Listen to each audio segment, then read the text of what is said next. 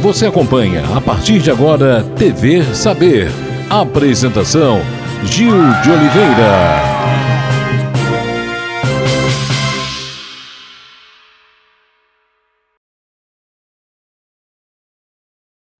Um forte abraço a você, telespectador amigo da TV Cidade. TV Saber no ar. Hoje iremos falar sobre música, uma época maravilhosa. A música brasileira guarda capítulos que não estão apenas nos livros, eles fazem parte da memória afetiva de um povo. Houve um tempo em que o rádio era a grande janela do Brasil para o mundo. E emissoras fantásticas como, na chamada era do rádio de ouro, emissoras como a Rádio Nacional transformaram cantoras em verdadeiros ícones populares, fenômenos populares. Cantoras como Emilinha Borba, Marlene, Dalva de Oliveira, Elisete Cardoso e tantas outras fizeram parte desta era maravilhosa. Hoje iremos conversar sobre esse tema maravilhoso com a pesquisadora, doutora em comunicação, professora da Unital, pesquisadora e escritora, Lúcia Moreira Dias. Lúcia, muito obrigado pela sua presença, seja muito bem-vinda. Obrigada a você pela oportunidade. Quem é essa professora, essa designer, doutora em comunicação e pesquisadora, escritora, que se aprofundou nesse tema tão importante da era do rádio, das cantoras da era do rádio? Bom, eu acho que eu sou uma pessoa que gosta muito de aprender. E quando a gente gosta de aprender, a gente tem que estudar e pesquisar. Isso desde a infância, eu sempre fui assim.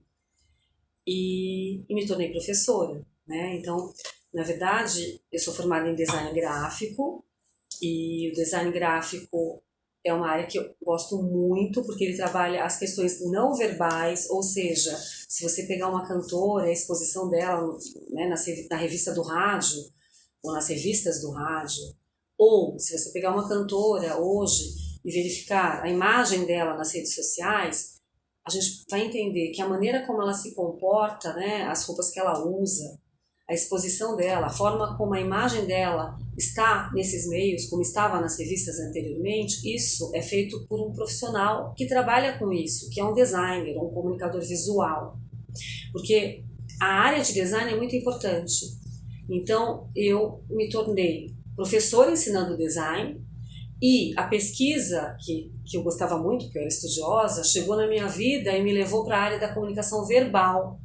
Então eu comecei a trabalhar tanto com os textos, né, jornalísticos. Eu não sou jornalista, mas eu sou comunicadora, tá? Eu iniciei o jornalismo na Casper Libero e parei porque eu achava que realmente eu gostava mais do não verbal, que é a imagem.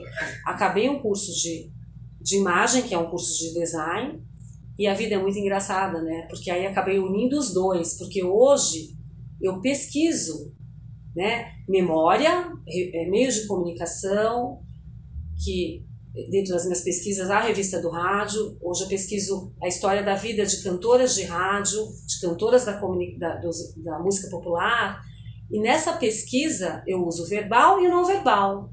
Eu uso o design, né, quando eu analiso como a imagem delas se comporta, como o meio de comunicação traz a imagem dessas cantoras, e o não verbal, né, a imagem, e o verbal quando eu analiso os textos de comunicação. Então eu penso que isso mostra como, quando a gente gosta de pesquisar e quando a gente gosta do que faz, a gente acha um caminho para juntar tudo.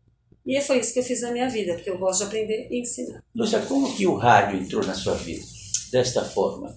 Então, o rádio entrou na minha vida desde pequenininha, porque eu lembro muito bem do meu pai ligando o rádio, do meu avô ligando o rádio quando me levava para o inglês, né? Que eu fazia inglês, ele me levava para o inglês, ligava o rádio, e o rádio era um companheiro musical, um companheiro que contava o que estava acontecendo, né, no trânsito no Brasil. E também as pessoas na minha casa, eu tenho irmãs, nós gostávamos de escutar desde pequenininha programas de rádio musical em São Paulo, né, porque jovens gostam de música. Mas o rádio entrou como pesquisa na minha vida no doutorado, quando eu escolhi um objeto de estudo, que era uma revista de rádio da década de 50, que iniciou em 48. Então, década de 50, né? Ela começou em 48 e depois ela foi a revista de rádio que mais durou na história das revistas. Lúcia, o que representavam cantoras como Marlene, Dalva de Oliveira, Emilina Borba e tantas outras, Elisete Cardoso, para o imaginário da época, popular da época? Então, as cantoras, né, dentro da história do rádio e dentro da história das revistas de rádio, que é o que realmente eu pesquiso, né, essencialmente o que eu pesquiso, elas representaram mulheres à frente do seu tempo. Elas eram mulheres que trabalhavam fora de casa e, além de mulheres, elas eram artistas e muito talentosas. Então, elas eram as divas, né? As divas da era de ouro do rádio. Mulheres que tinham a sua vida contada nas revistas, na revista do rádio, que saíam nas capas das revistas, porque nessa época da era de ouro, a gente não tinha TV ainda. Então, a maneira como o grande público, né, que eram os fãs e os fã-clubes as conheciam, eram através das revistas, né? Além dos shows, os programas de auditório e tudo mais. Mas a imagem estava impressa na revista. Na realidade, a era de ouro do rádio, da Rádio Nacional, que nós falamos agora há pouco, tinha o programa de César de Alencar, que foi um fenômeno. E esse programa tinha também do Chacrinha. O Chacrinha começou no rádio, ao lado os dois rivalizavam. Você acha, Lúcia, que podemos dizer que essa era do rádio, as cantoras ajudaram a moldar o comportamento e a moda da época das mulheres? Sim, muito. Analisando a revista, né, as revistas que eu estudei, tá, que eu pesquisei, as revistas, elas traziam comportamento, dicas de maquiagem. Tinham revistas, a revista do rádio não, tá? Mas uma que era concorrente na época, ela trazia maneiras de vestir, roupas indicadas. Então, além de tudo isso, as próprias cantoras, se a gente for analisar as capas das revistas, elas estão vestidas de acordo com o gosto da época, tá? O Brasil tem uma questão de indústria cultural formada mais recente do que, né, mais recente do que fora do país, porque a gente teve um processo que é chamado de as influências europeias e a americanização presente no Brasil. Então, o que acontecia? Elas imitavam as cantoras de Hollywood. Então, elas tinham o cabelo, a maquiagem, tá? Numa determinada época. Até o momento em que a identidade do Brasil se tornou mais forte e elas começaram a ter a sua própria identidade, né, o seu próprio jeito mais brasileiro. Mas isso é muito perceptível nas capas. Lúcia, quais os desafios essas mulheres, essas cantoras enfrentavam em um mercado artístico predominantemente masculino, né? Elas enfrentavam os desafios que a mulher ainda enfrenta, né? Não estou me colocando aqui como uma pessoa... A gente não tem que questionar o papel do homem e da mulher, porque eu acho que cada um tem o seu papel, né? E isso é uma questão que muito se discute. Mas elas tinham preconceito, segundo o que me relataram, né? Porque eu entrevistei 3 delas. Uma delas é a própria Lutia, né? A Luzia Trevisan. Entrevistei também a Estherzinha de Souza e uma outra cantora que chamava Bianca Bellini, que eram cantoras que trabalhavam em São Paulo. Entre os livros que eu consegui coletar na pesquisa. Então, elas tinham um preconceito em relação à questão de serem mulheres, né? Porque, na verdade, as mulheres na época, o comportamento social delas era mulheres que cuidavam da casa e da família. Então, elas tinham essa questão de serem além, né? Além do que artistas que expunham a sua imagem, que tinham fãs, que recebiam presentes. Então, elas eram divas, elas eram assim brilhantes, porque elas conseguiam reunir tudo isso e continuar cantando porque gostavam do que faziam, eram exemplos. Algumas delas eram um pouco mais ousadas, né? Então, que tinham esse comportamento que inclusive não era bem visto, como a própria Luz Del Fuego, que não era cantora e sim vedete. A Luiz Del Fego foi a fundadora do movimento naturista no Brasil e ela se apresentava seminua, com cobras e outros tipos de animais. Então ela era uma mulher, como outra vedete, assim, que tinha esse comportamento mais ousado. Mas nós tínhamos a Emilinha, que era um padrão de mulher da época, bem visto pela sociedade. A Emilinha foi a cantora que mais saiu nas capas da revista. Ela tinha uma coluna que se chamava Emilinha, Coluna da Emilinha. As pessoas gostavam de ler essa coluna para saber o que a Emilinha fazia, para poder fazer igual. Então, isso é muito bacana. Quando a gente entende que isso está acontecendo na época e ainda acontece hoje, né? Porque a gente vive num mundo em que a gente gosta de repetir padrões divulgados pela mídia. Ela falou em Emilinha Borba. Vamos ouvir agora um trecho de uma música, de um dos sucessos da época de Emilinha Borba. Tomara que chova, 3 dias sem parar. Oi, tomara que chova, 3 dias sem parar. A minha grande mágoa é lá em casa não ter água e eu preciso me lavar. Oi, tomara que chova, 3 dias sem parar. Oi, tomara que chova, 3 dias sem parar. A minha grande mágoa é lá em casa não ter água e eu preciso me lavar. Lúcia, a nostalgia era um ponto fundamental das cantoras da época? Sim, muito. Na verdade, se a gente for pensar em termos de música e comparar as músicas antigas e atuais, elas comentam isso, né? Que não se fazem mais não se fazem hoje as músicas que se faziam antigamente. Isso é muito importante, porque a pessoa mais velha, né, no caso as cantoras, viviam numa outra sociedade, existia a questão da valorização dos sentimentos, a própria valorização do passado, né? Então, quando você fala das questões nostálgicas, das questões, assim, o amor, né? O ser amado, essa questão poética, que a gente não vê tanto hoje, né? A gente hoje vê muitas músicas que falam de amor com um aspecto mais sensual, né? Mais físico. E na época o amor era mais romântico, mais idealizado. Mas a gente tinha músicas de vários gêneros. Então essa questão nostálgica eu vejo por esse lado, né? Então assim, o romantismo, né? A busca de você compreender o que é o sentimento do amor, por exemplo, né? Que se cantava muito, se canta até hoje.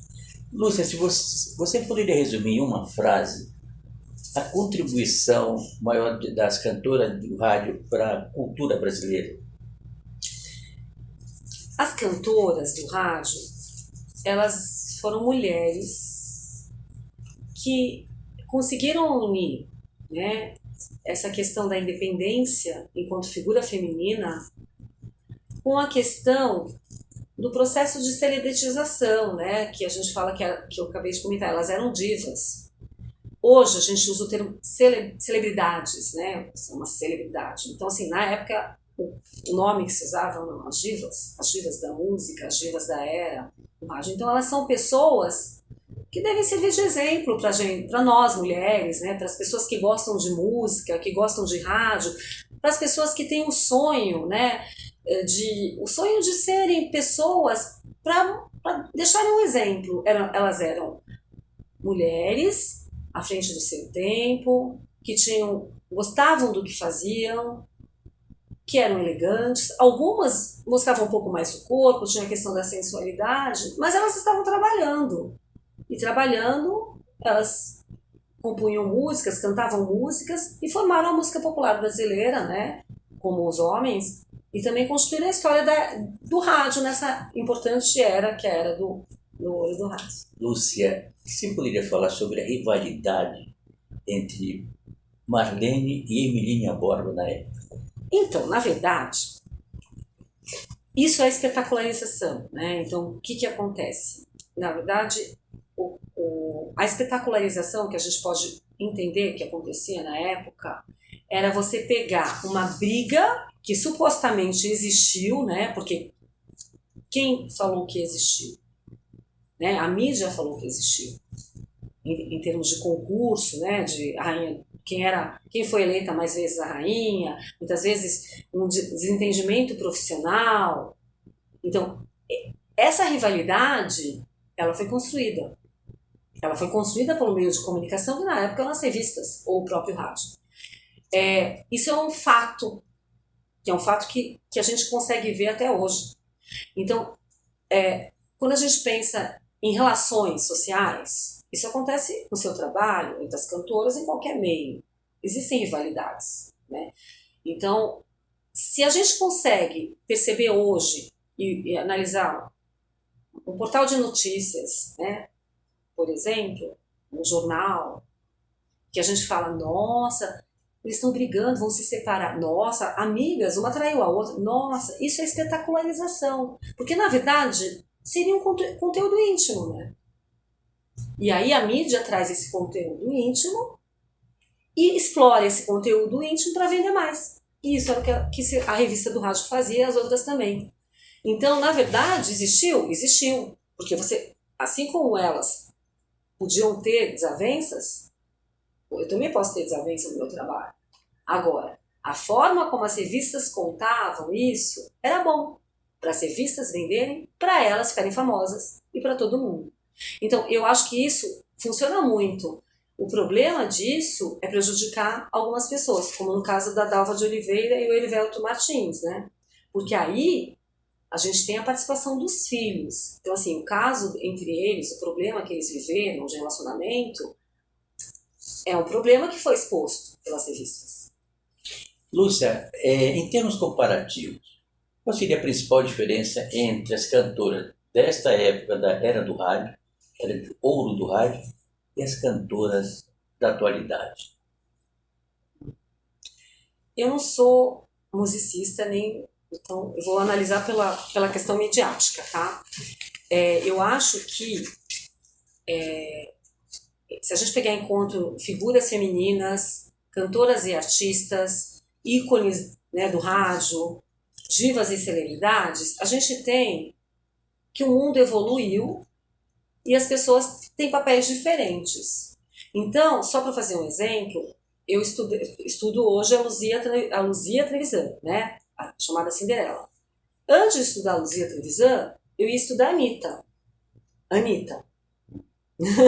Por que eu ia estudar a Anitta? Porque a Anitta é um fenômeno. Ela tem músicas sensuais, né? Ela tem o jeito dela de ser diferente, mas ela se fez. Então, enquanto ela se fez e ela se tornou conhecida fora do país e dentro do país, ela é uma artista. Então, assim, se a gente comparar uma letra de uma música e a trajetória de uma Anitta, ou vamos pegar uma cantora Ivete Sangalo, né? Vamos pegar uma outra cantora, Rita Lee, que já é falecida, mas mais atual, e uma cantora da outra época, o que elas tinham de igual e diferente? Todas trabalharam, todas fizeram música, né, ou interpretaram música de outras pessoas, todas trabalharam e tiveram um fã-clube muito bom, apenas eram épocas diferentes. Se a música de antigamente eu gosto mais porque eu gosto, em relação à música de hoje, porque eu gosto do que é antigo, porque eu acho que, para mim, é mais romântico, é mais nostálgico, algumas pessoas não gostam, mas a gente tem muitos jovens, né, que eu sou professora, que gostam. Então, assim, na verdade, eu acho que em pesquisa, em ensino, em música, em rádio, a gente tem que respeitar as diferenças e saber analisar. Eu acho que todas as mulheres cantoras devem ter, né, o seu reconhecimento. E todas elas, de alguma forma, estão tentando fazer o seu trabalho. Né? Isso. Lúcia, hoje, com o streaming, com redes sociais, com a internet, a construção de uma carreira era mais fácil do que naquela época? Ela é mais fácil, mas também é mais fácil de você acabar com ela. Porque é mais fácil de você subir e aparecer. Exato. Então, é assim, na verdade, é mais fácil, tá? Eu vejo assim, em termos de música, e a gente vê as cantoras se projetando, a própria Anitta, né? Ela não é tão atual, ela já está há um tempo, mas ela se fez. A Anitta é um exemplo disso. Ela gravou um vídeo, expôs no YouTube, para que alguém visse esse vídeo, para que ela tivesse a chance de ir no programa, para que ela ficasse conhecida. Então, assim, é um pouco parecido com o que a Cinderela passou. A Luzia Trevisan, que é uma cantora da década de 50, que eu pesquiso e analiso histórias de vida, ela chegou para trabalhar na primeira emissora, sabe como? Ela foi num programa na cidade dela, do interior, conheceu um político e falou para o político: eu preciso ir para São Paulo porque eu quero ser uma cantora famosa. O político deu uma chance para ela e ela foi para São Paulo. Então, Anitta e Cinderela usaram oportunidades para mostrar o trabalho delas.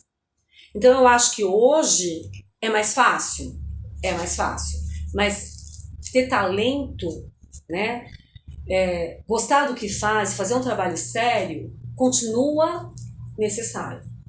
E eu acho que as pessoas que buscam isso, elas têm que, antes de tudo, saber cantar, né, ter aulas de canto, saber interpretar. E muitas das pessoas que a gente vê hoje não sabem, né? Assim, de uma maneira geral, antigamente existia um padrão de qualidade maior e hoje parece que todo mundo quer fazer uma coisa e não é formado para isso, não tem técnica para isso.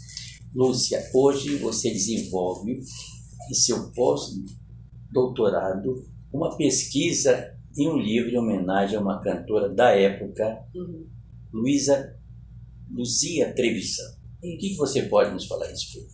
Então, o nome dela já é uma grande questão, né? Porque o nome dela é Lucia, que vem de Luzia, mas ela é conhecida como Luísa e também como Cinderela. Eu a conheci fazendo doutorado, porque ela morava em Minas Gerais, onde eu morei, e eu ia à casa dela, porque ela era uma cantora da época, e eu estava falando da revista, e a revista trazia essas cantoras. Ela saiu na revista várias vezes, ela foi rainha do Carnaval de São Paulo, ela fez cinema, ela teve uma trajetória muito rápida, muito assim, ela atingiu a fama muito rapidamente, porque ela era uma moça que não tinha preguiça. Ela trabalhava, ela fazia shows, ela viajava, e ela ajudou a sustentar a família dela durante um bom período. Veio de uma cidade do interior, morar em São Paulo, com o sonho de ser cantora.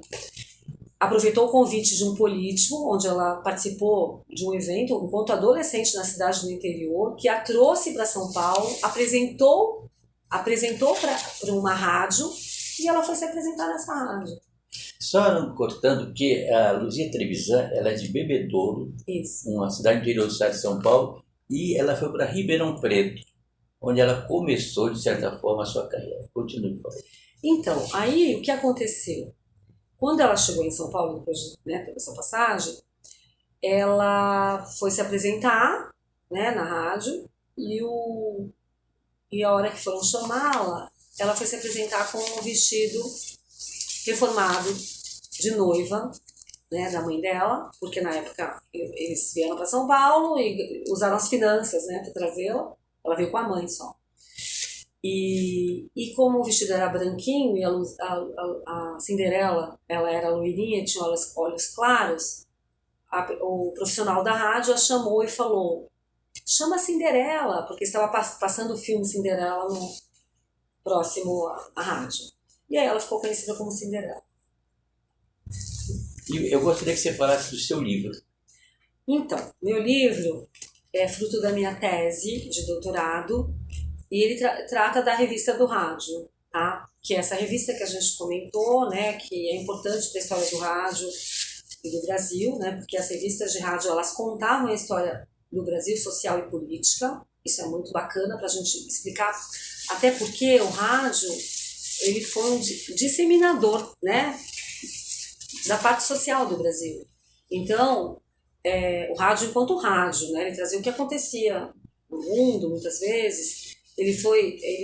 O rádio em si, ele teve essa questão dos direitos autorais, do direito da publicidade, né? Na época do Getúlio, em que foi permitido fazer publicidade. E aí, essa revista, o que aconteceu com ela? Ela foi uma importante revista, né, na história das revistas do rádio, que foi a segunda mais lida no ano de 53, depois da revista Cruzeiro, porque ela não era apenas uma revista de rádio. Ela falava de assuntos gerais, ela era eclética. E ela fazia a espetacularização da vida das cantoras, que é você contar um pouco do que elas estão fazendo enquanto fama, enquanto viagens, como você falou da briga entre a Marlene e a Emilinha. Espetacularizar a vida íntima dessas cantoras. Porque, no fundo, ela já é um objeto da mídia, né, a revista. E para a mídia, eu preciso vender, né, que é a questão de espetacularizar a notícia. Então, se eu trabalho com questões de fofoca, de intriga, de escândalo, eu vendo mais. Entendi, exatamente. Bem, vamos ouvir agora um trecho de uma música cantada por Luísa ou Luzia Trevisan. Eu tenho lua e céu, o sol e o verde mar, e a brisa da manhã que vem me acordar. Eu tenho a noite azul e o amor no coração, e um beijo para dar com suave emoção. Mas eu não sei mentir e vivo a chorar, eu não posso viver sem amar. E quanto padeci, mas eu sei porquê, pois sinto me faltar só você. Eu tenho lua e céu, o sol e o verde mar, e a brisa... Lúcia, em termos de interpretação e de composições, qual a comparação que você... O que você acha dos dias de hoje, da música, de uma forma geral? A música brasileira, em comparação com essa era maravilhosa que foi a era do ouro do rádio. Olha, eu ouvi isso de um cantor que chama Raimundo José, que é daquela época, um cantor importante. Ele falou uma coisa que eu achei bacana. Ele falou assim, hoje os cantores não cantam mais nos bares noturnos, não fazem mais show noturno. Nós aprendemos a cantar nos bares, de madrugada. Então eu acho que essa questão tecnológica é muito importante, né? Porque assim, hoje um cantor, ele vai gravar, ele tem tudo já áudio tecnológico. Então não precisa ter muita voz, entre aspas, né? Porque eu tenho todo um recurso tecnológico para ajudá-lo. É diferente de um cantor que vai fazer um show no bar com poucos recursos tecnológicos. Então eu vejo, em termos de materiais, que assim, existem pessoas muito boas, que gostam do que fazem, né? Eu sou eclética, então eu gosto de muita coisa. Então a gente tem cantores e cantoras que interpretam bem, que compõem bem, né? Que são pessoas que gostam do que fazem. E existem cantores também que fazem o que é essencial, mas que tem um amparato tecnológico que ajuda a tornar mais fácil. Antigamente não existia isso. Eu era cantora, tinha um microfone e uma pequena orquestra, sei lá. Hoje eu tenho um universo. Eu tenho um universo para me divulgar, um universo para eu cantar, um universo para eu compor. Então assim, tá tudo mais fácil. Mas o mais fácil não quer dizer o que é o melhor. Porque muitas vezes o melhor vem do talento. E o talento você tem que conquistar com técnica, com história de vida. É isso. Lúcia, você gostaria de acrescentar alguma coisa que não foi falado? Não, gostaria de agradecer. E então é isso. E assim, meu livro, depois eu vou deixar os contatos. Pois não. Isso, aproveitando, onde encontrar Lúcia Moreira Dias? Então, eu estou nas redes sociais, tá? No Instagram e no Facebook.